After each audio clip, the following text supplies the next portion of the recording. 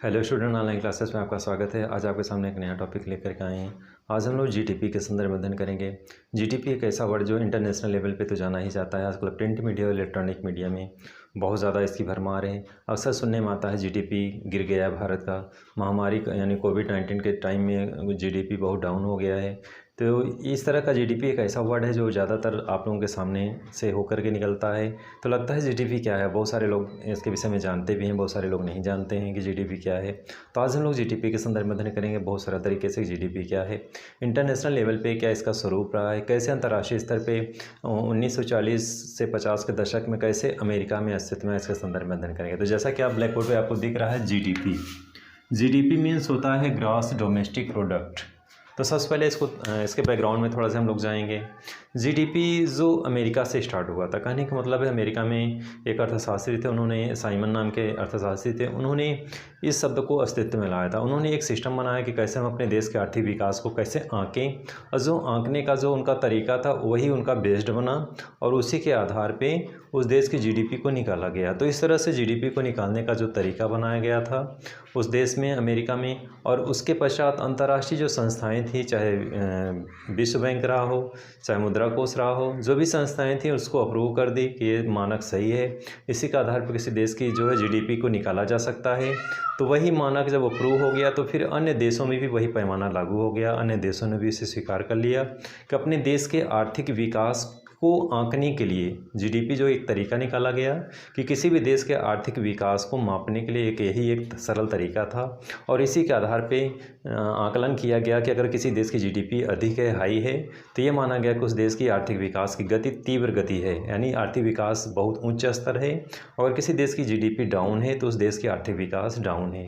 तो यानी इस पैमाने के आधार पे, यानी इस जीडीपी के आधार पे आकलन किया गया किसी देश की आर्थिक स्थिति कैसी है, क्या अच्छी है क्या खराब है। तो जीडीपी एक पैमाना है, एक मानक है, और इसके आधार पे किसी देश की आर्थिक स्थिति का आकलन किया जाता है। तो चलिए विषय वस्तु को स्टार्ट करते हैं। अभी तक हम लोग केवल प्रारूप समझे कि जीडीपी की स्टार्टिंग कहाँ से हुई, किस तरह से हुआ, अमेरिका से पश्चात पूरे वैश्विक लेवल पे कैसे फैला ये वर्ड, और ये एक मानक बन गया किसी देश के आर्थिक विकास को आधार को मापने के लिए। अब हम लोग जीडीपी को क्रम से समझेंगे। जैसा कि जीडीपी शब्द है, जीडीपी यानी ग्रॉस डोमेस्टिक प्रोडक्ट, सकल घरेलू उत्पाद। तो ग्रॉस डोमेस्टिक प्रोडक्ट, सकल घरेलू उत्पाद मीन्स होता है कि किसी देश में, यानी देश की जो सीमा होती है तो उस राजनीतिक पॉलिटिकल सीमा ही नहीं बल्कि फिजिकल सीमा, यानी भौतिक जो उसकी सीमा है, भौगोलिक जो सीमा है, भौगोलिक सीमा के अंदर होने वाले उत्पाद को क्या बोला जाता है, जीडीपी बोला जाता है। तो उत्पाद में क्या क्या चीज़ें हैं, जैसे एक सिस्टम है कैसे आंका जाता है, यानी एक वर्ष में जो उस देश में उत्पाद होगा, किन किन क्षेत्रों में, सेवा क्षेत्र में उत्पाद होगा। तो कहने का मतलब है कि किसी देश में वस्तु के रूप में और सेवा के रूप में जो उत्पाद होगा वही जीडीपी कहलाएगा एक वर्ष के अंदर। तो इस तरह से जीडीपी यानी ग्रॉस डोमेस्टिक प्रोडक्ट, यानी किसी देश की सीमा के अंदर, सीमा के बाहर नहीं, यानी किसी देश की सीमा के अंदर जो उत्पादित वस्तुएं होंगी वही जीडीपी के अंतर्गत आएंगी। अब क्रम से हम लोग आगे बढ़ेंगे, जीडीपी के तात्पर्य समझेंगे। तो यहाँ पे वही चीज़ है कि किसी देश की सीमा के अंदर एक निर्धारित समय में, अब निर्धारित समय में डिएशन समझेंगे कि भारत में जैसे त्रैमासिक 3 महीने में भी जीडीपी का आकलन किया जाता है, और वैसे वार्षिक भी होता है एक वर्ष में। तो ये भी जानते रहे आप कि त्रैमासिक आकलन जो होता है, तो एक प्रकार से ऐसे समझेंगे कि निर्धारित समय के भीतर तैयार सभी वस्तुओं, अब वस्तुओं में क्या क्या है, इसमें सेवा भी है और वस्तु है, दोनों का प्रोडक्शन ऐड किया जाता है। तो तैयार सभी वस्तुओं और सेवाओं के कुल मौद्रिक या बाजार मूल्य को क्या बोला जाता है, सकल घरेलू उत्पाद या जीडीपी कहा जाता है। तो कहने का मतलब है कि समय सीमा निर्धारित है एक वर्ष में जो भी उत्पाद होगा, अब जो भी में क्या है, वस्तुएं हैं या सेवाएं हैं। वस्तु में जो भी, चाहे टीवी है, फ्रिज है, कूलर है, एसी है, जो भी उत्पादन होता है फैक्ट्रियों में, ये वस्तुओं का उत्पादन हो गया। अब सेवा क्या है, आप प्लेन से कहीं जाते हैं, अमेरिका गए तो प्लेन ने आपको क्या दिया, सेवा दिया। आप बस से कहीं यात्रा किए तो आपको सेवा मिली, यानी आपको कोई चीज़ दिख नहीं रही, आप फील कर रहे हो। डॉक्टर को आप दिखाने जाते हो, बदले में उसको फीस देते हो, आपको कुछ मिलता नहीं है बदले में। जैसे आपको सेवा मिली, तो सेवा मीन्स होता है कि जो चीज़ें आपको सर्विसेज दी जा रही है वो दिख नहीं रही, आपको फील केवल हो रहा है। जैसे डॉक्टर को आप दिखाते हैं तो फीस देते हैं, लेकिन बदले में आपको कोई चीज़ मिलती नहीं है वस्तु के रूप में, केवल आपको फील होता है कि डॉक्टर ने हमें देख लिया है। तो इस तरह से सेवा सर्विसेज है। या फिर कहीं आप कोई नाई है तो उसका तो उसने बाल काटा, ये भी एक सर्विसेज है। डॉक्टर है, उसने देखा। वकील है, उसने फीस लिया, सेवा दिया। तो ये सेवाएं हैं। दोनों के मूल्यों को ऐड किया जाता है, और दोनों को जब मूल्यों को ऐड कर दिया जाता है, एक वर्ष में जो भी उत्पाद है, चाहे वस्तु हो चाहे सेवा हो, तो वही जीडीपी निकल के आती है। तो वही चीज़ यहाँ पे दिया गया है कि एक वर्ष में तैयार की गई वस्तुओं और सेवाओं के मौद्रिक मूल्य या बाजार मूल्य को क्या कहा जाता है, सकल घरेलू उत्पाद या जीडीपी कहते हैं। अब इसमें देश की अर्थव्यवस्था के सेहत से पता चलता है। तो देश की अगर जीडीपी किसी देश की ज़्यादा अच्छी है, हाई है, तो उस देश की अर्थव्यवस्था सुदृढ़ है। अगर किसी देश की जीडीपी कम है तो उस देश की अर्थव्यवस्था कमज़ोर है। तो यहाँ पे देश की अर्थव्यवस्था का सेहत का मतलब है वही स्थिति है कि अगर अच्छी है, हाई है, तो वह देश की अर्थव्यवस्था मजबूत है। अगर वहाँ की जीडीपी कम है तो उस देश की अर्थव्यवस्था कमज़ोर मानी जाती है। इसकी गणना आमतौर पर सालाना किया जाता है, लेकिन भारत में हर 3 महीने पे इसका जो है आकलन किया जाता है। यानी भारत में 3 त्रैमासिक भी आंकड़ा आता है और साल भर में भी आता है। तो इस तरह से भारत में त्रैमासिक आकलन भी किया जाता है। डियर स्टूडेंट, इसी क्रम में आगे बढ़ेंगे। अब यहाँ पे देखेंगे कौन तय करता है जीडीपी।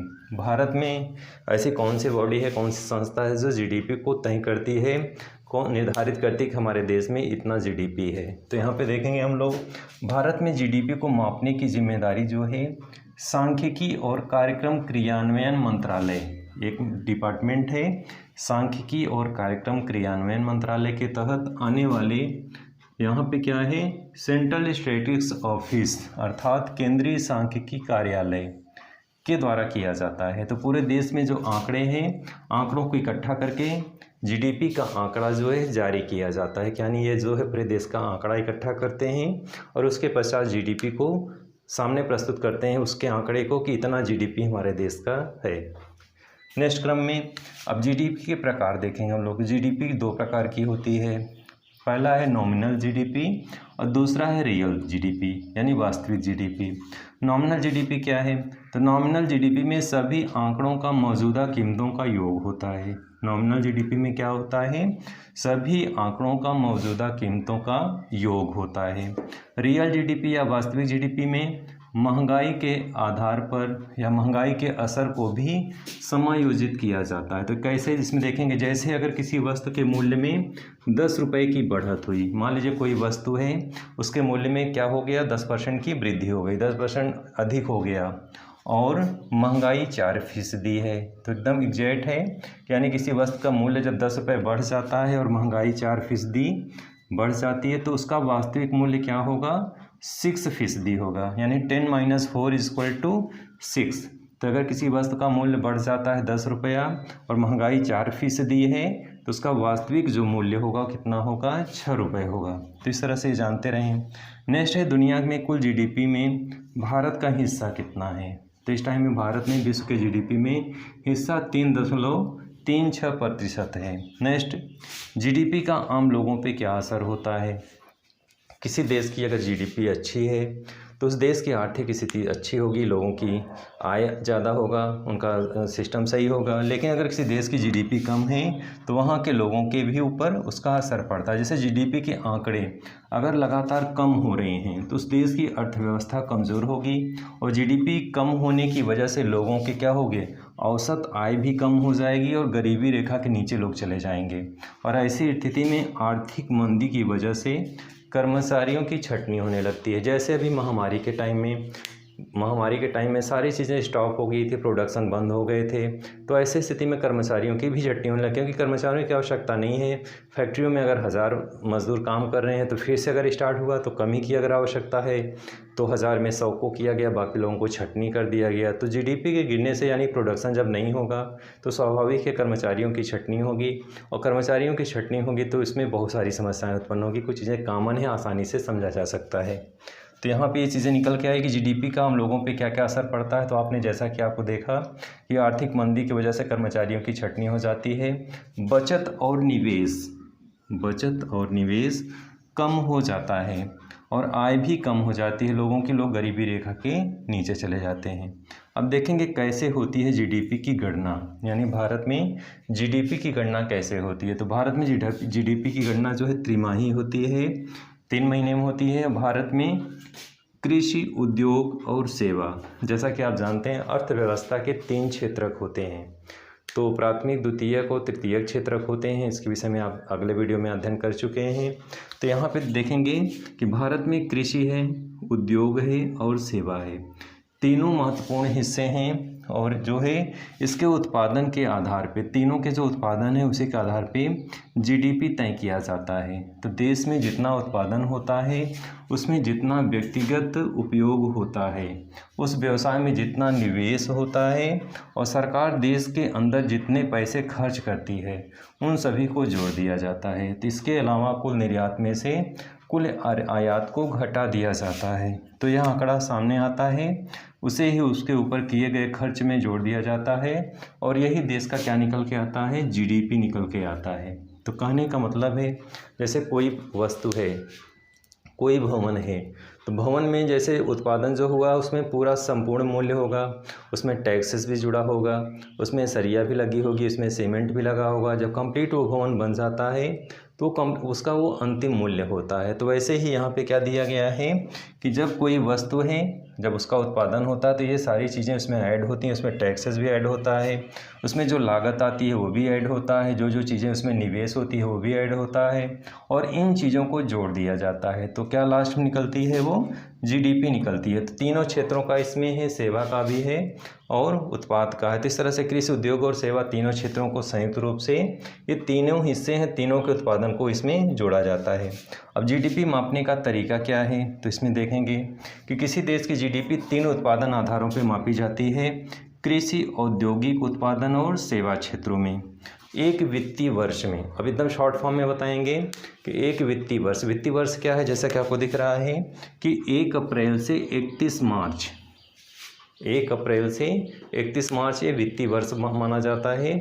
इसके बीच में जो उत्पादन होगा, चाहे वो सेवा क्षेत्र का उत्पादन हो, सर्विसेज का, या फिर उसके वस्तुओं का उत्पादन हो, तो दोनों के योग को क्या माना जाता है, जीडीपी माना जाता है। तो यहाँ पे देखेंगे कि जीडीपी मीन्स जो मापन का जो तरीका है, सकल घरेलू उत्पाद इक्वल टू उपभोग। तो उपभोग क्या होती है, फिनिश प्रोडक्शन। जैसे कोई वस्तु फैक्ट्री में उत्पादित हुई तो उसको भी उसका आकलन नहीं किया जाएगा कितना उत्पादन हुआ। जो प्रोडक्ट बिक जाता है, जब कोई वस्तु उपभोक्ता के पास आ जाती है तब उसको जो है उत्पादन माना जाता है। यानी जो चीज़ें बिकती नहीं है उसको उत्पादन की श्रेणी में नहीं रखा जाता। यानी कि कोई चीज़ उत्पादित हो गई तो उसको हम जो है जीडीपी में लागू कर देंगे, यानी कि जो वस्तुएं बिक जाती हैं केवल उसी को जीडीपी में हम शामिल करते हैं।